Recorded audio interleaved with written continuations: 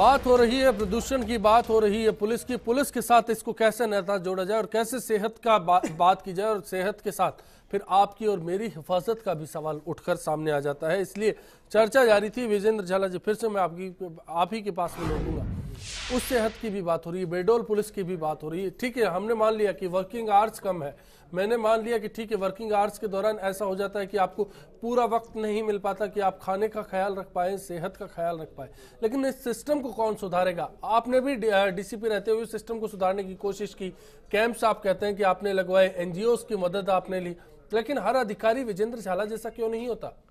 नहीं, देखिए ये सारा ऑफिसर की खुद के इंटरेस्ट पर डिपेंड करता है।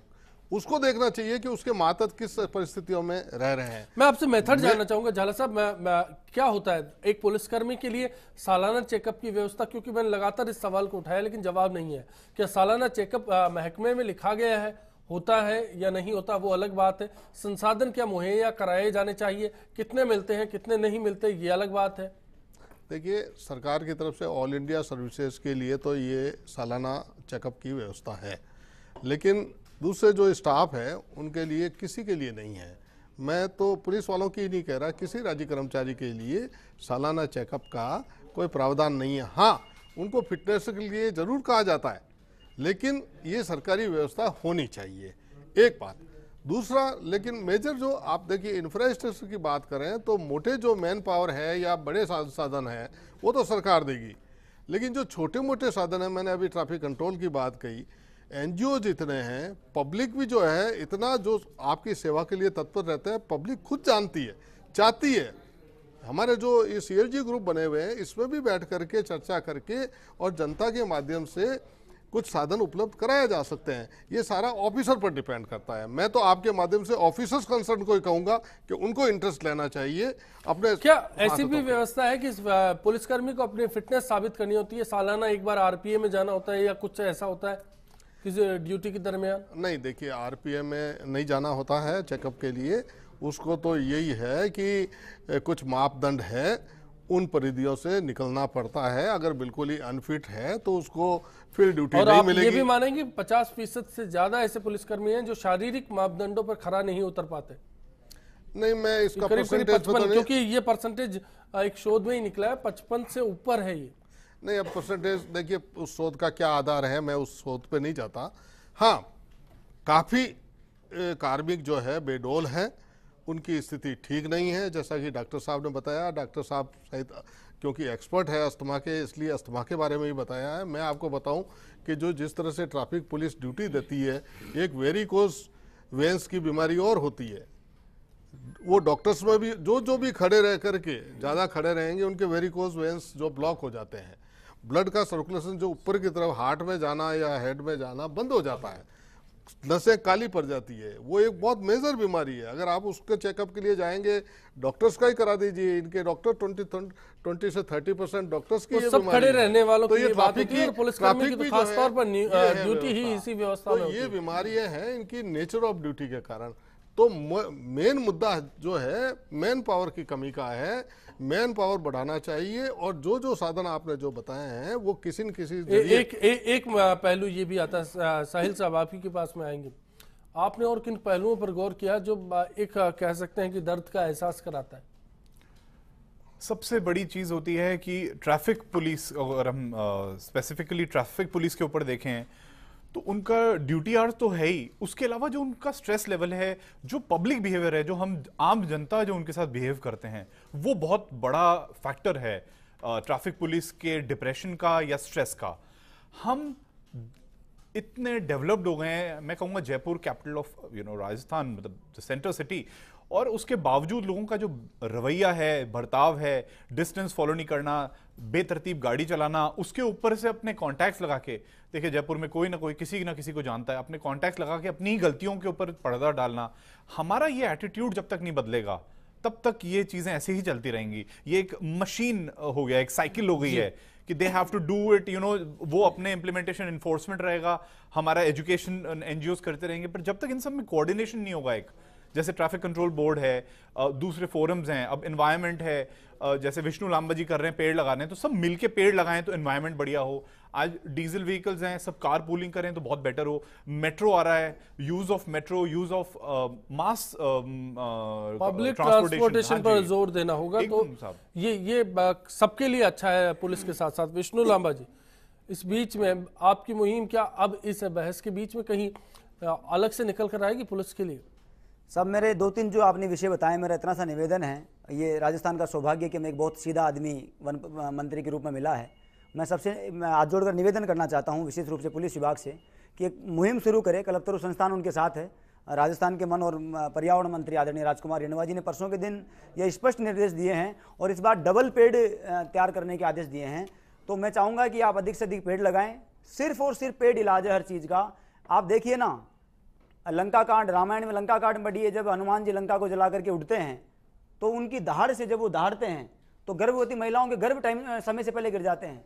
ऐसे लोग यहाँ पर हो गए। इसका साइंटिफिक एस्पेक्ट भी समझना होगा कि वो जो पोल्यूशन होता है, हाँ, वो पोल्यूशन उसका असर कितना पड़ता है। उसका असर है ये चक्रव्यूह जो भेदने का ज्ञान था, वो उसने अभिमन्यु ने अपनी माँ के गर्भ में सीखा। भक्त प्रहलाद ने जो ज्ञान सीखा वो अपनी गर्भ में सीखा। ये चीजें हमारी संस्कृति, हमारा इसी भारत में सब कुछ हुई है, लेकिन वही नुकसान पड़ जाता है। मैं साइड इफेक्ट्स की बात हो रही थी, इसलिए डॉक्टर साहब आपसे जानना चाहेंगे ये साइड इफेक्ट्स कितने होंगे और क्या क्या असर कर जाते हैं, कैसे शरीर पर इसका इम्पैक्ट नजर आता है? देखिए, प्रदूषण का जितने भी जो हानिकारक चीज़ें हैं वो अंदर जाके लंग्स को तो ख़राब करके COPD करती ही हैं। इसके अलावा वो हार्ट अटैक के अंदर भी है, कैंसर कारक भी ये हैं, वेरिकोज वेन जैसा बिल्कुल सही कहा, आँखों के अंदर कैटरेक्ट और श्रवण शक्ति के अंदर हास, ये सारी की सारी ही चीज़ें हैं। अब इनमें जो सबसे महत्वपूर्ण है, आपके माध्यम से मैं जवानों को एक संदेश जरूर देना चाहूँगा। देखिए, फेफड़े आपके हैं, फेफड़े आपके, इनको बचा के रखें। कम से कम और कुछ नहीं मिले, कोई संसाधन नहीं मिले तो जैसे हम हमारा स्टेथोस्कोप लेके जाते हैं, वैसे आप कम से कम एक रुमाल को 2 फोल्ड करके उसको हल्का सा गीला करके यदि नाक के चारों तरफ लगा लेंगे, उससे आपका दम भी नहीं घुटेगा और कुछ लेवल तक का प्रोटेक्शन भी मिल जाएगा। साथ ही एक मैं जनता से भी अपील करना चाहूँगा कि कम से कम ये चीज़ देखें कि यहाँ पर कितना ज़्यादा प्रदूषण और कितनी ज़्यादा चीज़ है। ये हवा बेसिक ह्यूमन राइट है कि प्रकृति ने प्रचुर मात्रा में शुद्ध हवा उपलब्ध कराई है और हर आदमी को फंडामेंटल बर्थ राइट है इसमें सांस लेने का। तो अपने वाहन की ट्यूनिंग अवश्य करवाएं। एक यातायात पुलिस कर्मी से उलझे नहीं, उससे झगड़ा नहीं करें, क्योंकि जैसे अभी का स्ट्रेस का लेवल मेरे ख्याल से यातायात ये हम सबके लिए बिल्कुल एक पहलू है। बिल्कुल बिल्कुल डॉक्टर साहब, मैं आपके पास में फिर से लौटूंगा। बबलेश जी हैं बीकानेर से, चर्चा के आखिरी कॉलर हैं। बताइए बबलेश जी। बबलेश जी, आपकी राय जानना चाहेंगे। हाँ नमस्कार सर। नमस्ते। हाँ नमस्कार सर। जी नमस्कार, बताइए। मैं कहना चाहता हूँ कि ये चारों महानुभाव बैठे हैं, मेरा इनसे नम्र निवेदन है कि किसमें बेदाग कमी हो रही है। अभी राजस्थान में पुलिस की कमी है, तो सरकार में कमी है, तो प्रशासन में कमी है।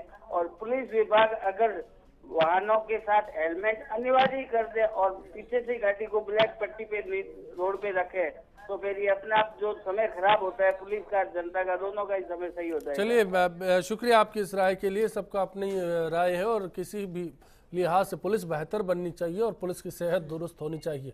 सवाल हिफाजत का भी होता है। छोटा सा ब्रेक, आखिरी दौर में वापसी होगी और सभी एक्सपर्ट से एक्सपर्ट कमेंट लेंगे कि आखिर पुलिस के लिए क्या सुझाव हो सकते हैं, बेहतर सेहत का क्या रास्ता हो सकता है। आखिरी दौर में ब्रेक के बाद।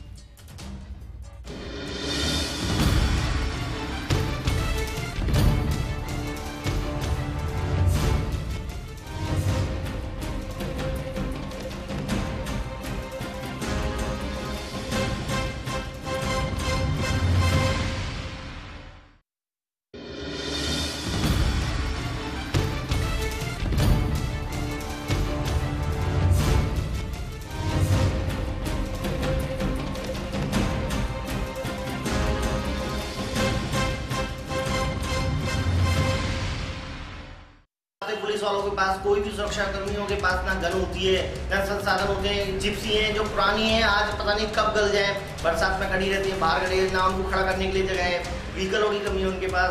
वो फिजिकल आज नहीं है, क्योंकि जो पुलिस वाले हैं वो अपने फिजिकल को देखते ही नहीं है, बस अपने खाना पूर्ति करते हैं काम। पुलिस के अधिकारी हैं वो अपने दफ्तरों में बैठे रहते हैं, और जो निचले स्तर के सिपाही हैं, कांस्टेबल हैं, वो अपने निजी हितों में लगे हुए हैं।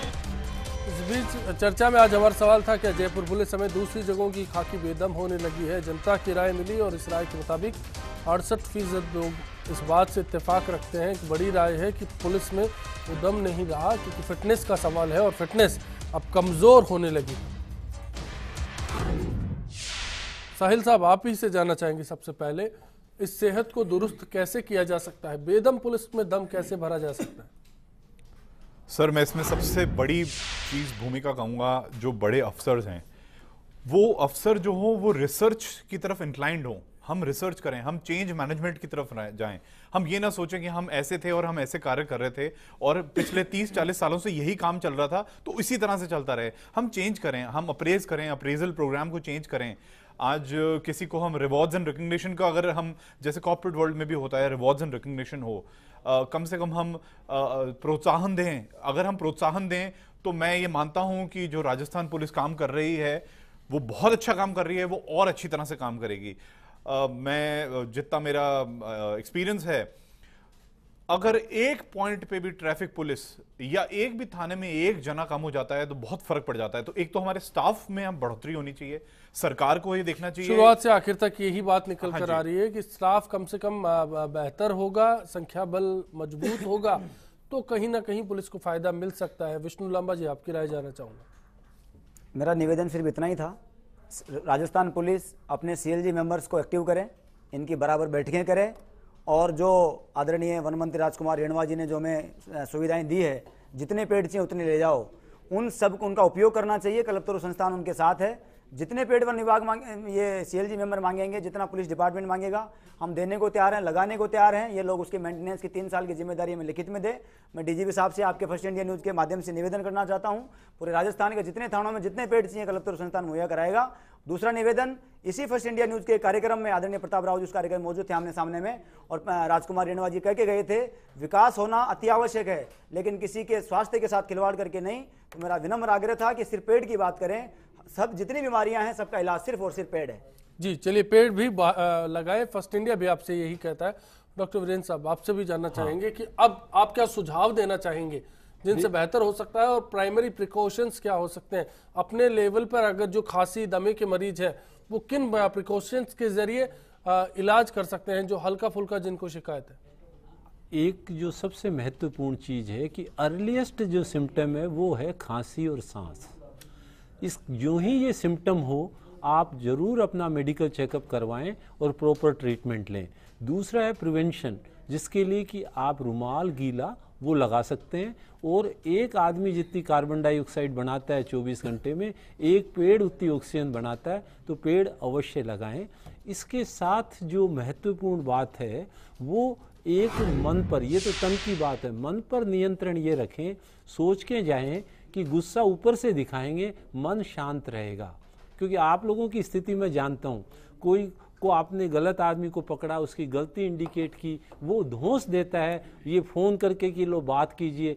मुझे कई बार ऐसी दया और पीड़ा होती है मन में कि आप किस विचित्र स्थिति से गुजरते हैं जब आपका SP आपको कहता है कि इसको छोड़ दो, ये मेरा भतीजा है, या MLA कहता है कि ये मेरा भतीजा है। तो वो स्थिति, तो आपसे निवेदन ये है, उनका कुछ नहीं बिगड़ेगा लेकिन आपका बिगड़ जाएगा। मन को शांत रखें, चेहरे पे क्रोध लाएं, तब भी बीमारी को टाला जा सकता है। फाइनल कमेंट के लिए झाला साहब आप ही का रुख करूंगा और आपसे जानना चाहूंगा कि तमाम तरह की खामियों की बात तो हो गई, खूबियों पे अगर बात की जाए तो पुलिस निश्चित तौर पर बेहतर काम कर रही है, लेकिन किस दिशा में सोचने की जरूरत है? जिस मॉडिफिकेशन की बात आप कर रहे थे वो मैं जानना चाहूंगा कि क्या होना चाहिए।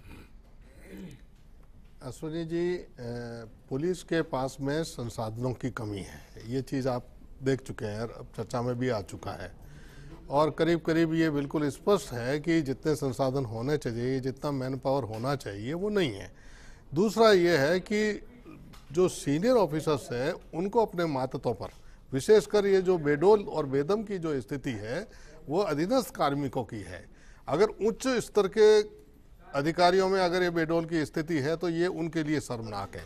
मैं बिल्कुल स्पष्ट रूप से कहता हूँ कि उन्हें तो पर्याप्त रूप से इतना समय मिल जाता है कि वो अपना शेड्यूल सिस्टमेटिक करे, खान पान ठीक से रखे, लेकिन जो निचले स्तर के जो कर्मचारी है उन पर एक तो वर्क प्रेशर, दूसरा ये जो आपने जो बताया कि उनके तनाव का जो मेन जो कारण है कि हर अव्यवस्था के लिए उनको दोषी ठहराया जाता है। आज ट्रैफिक सेंस है नहीं लोगों में, कानून की अवहेलना करते हैं। अगर वो चालान बनाता है या टोकता है, थाने में अगर कोई कार्रवाई करता है तो लोग जो है उसको किसी न किसी तरह से धमकी देते हैं, उसको प्रताड़ित करवाते हैं, उसको सजा दिलवाते हैं। तो वो जिस तनाव की स्थिति में जीता है, ये एक ही कारण नहीं है बीमारी का और बेडोल होने का या बेदम होने का। बहुत सारी परिस्थितियां हैं, एक परिस्थिति नहीं, इन सब परिस्थितियों पर ध्यान देना होगा। तो कुल मिलाकर के सरकार को और जनता को और इन दोनों को सोचना पड़ेगा। जितनी भी जो सामाजिक संस्थाएं हैं उनको भी आगे आना पड़ेगा, जनता को भी बहुत डीपली जो है जी बिल्कुल बिल्कुल सबको पर्यावरण का सोचना होगा, पर्यावरण के साथ साथ सरकार को ध्यान देना होगा। सवाल पुलिस के भविष्य का भी है, सवाल हम सबका भी है और हमें भी सहयोग करना होगा। इसके साथ ही आज चर्चा में इतना ही। खास मेहमानों का शुक्रिया अदा करेंगे। इसी उम्मीद के साथ आप सभी से विदा लेंगे कि आने वाला कल आज से बेहतर साबित होगा।